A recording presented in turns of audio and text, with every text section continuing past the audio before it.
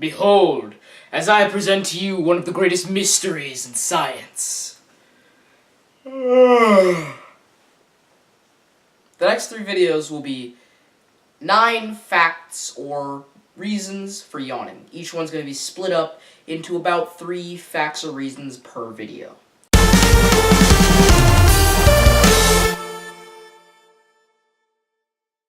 Number 9. Brain cooling is also thought to be a cause for yawning. In rats, their brain is shown to get hotter over the course of 3 minutes before yawning, then over the course of the next 3 minutes after yawning, the brains of the rats rapidly cool and fall below a normal level. Then temperature returns to normal. It's sort of a kind of cycle. In a study with parakeets, raising the temperature just 0.9 degrees Fahrenheit, 0.5 degrees Celsius, in the room will make the birds yawn more. But there were no controls to compare this against, and nobody measured how tired the birds were to start with. So that study is not a great one to look at. Then in another study, they tried to make people yawn with videos of people yawning, and they put warm packs on their heads and cold packs on their heads. Warm pack heads yawned more, and cold pack heads yawned less. So obviously there's got to be a connection, right? Well, this seems to indicate brain cooling as a cause for yawning, but there were problems with this study too. What if the warm pack itself made people feel more relaxed and drowsy, rather than just heating your brain directly? And what if the cold pack made your body stimulated directly from the cold, rather than from your brain being colder? It's almost the same thing as the warm pack. And this stimulation might again stop yawning. This study again has to be disregarded. However, when you yawn, your body does a lot of other things that do cool the brain, which again hints at some sort of connection between the two. For instance, blood flow increases, facial muscles get tighter and then relax, which increases blood flow to the face, and of course increasing blood flow decreases the heat, and that's just because of an entire process that basically has to do with hot blood getting out of your system. And cool air is inhaled, which directly cools the body. I mean, if you are hot, and if your brain is hot, and you inhale something cold, it's going to get colder. It's just how it works. And also, hot tears, are released from the head of some people. When they yawn, they feel these really, really hot tears start to bunch up in their face. And these tears, by the way, are caused because your face is scrunching up when you yawn.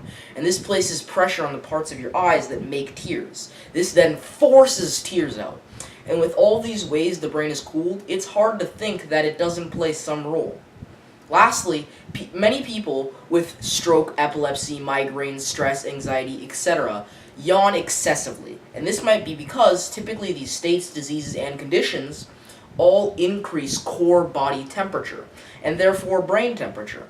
However, after all of this, what about the regular body cooling system? Sweat! Sweat cools you down, and that works fine, and it does it way better than yawning. So maybe all these different things are just some sort of secondary effect. Number 8. So, guess what? Yawning makes paralyzed patients able to move those paralyzed areas. And this is because yawning is not controlled by conscious action and instead activates and overrides other parts of the brain associated with motion.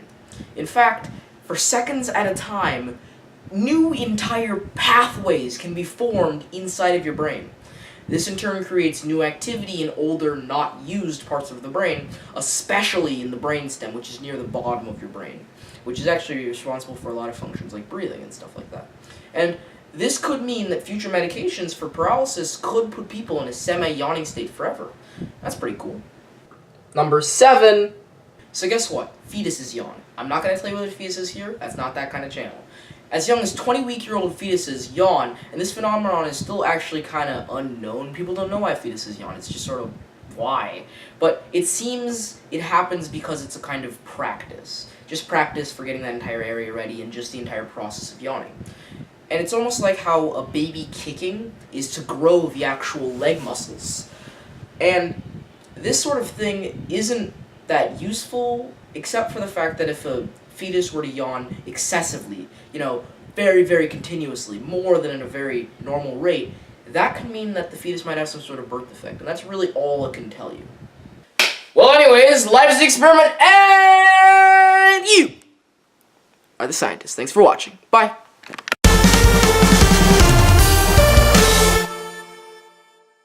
Check out some of my other videos and click that sexy picture of me to subscribe. Click that picture of my friend Matthew to check out his channel. And lastly, click that rectangle to see the rest of the playlist.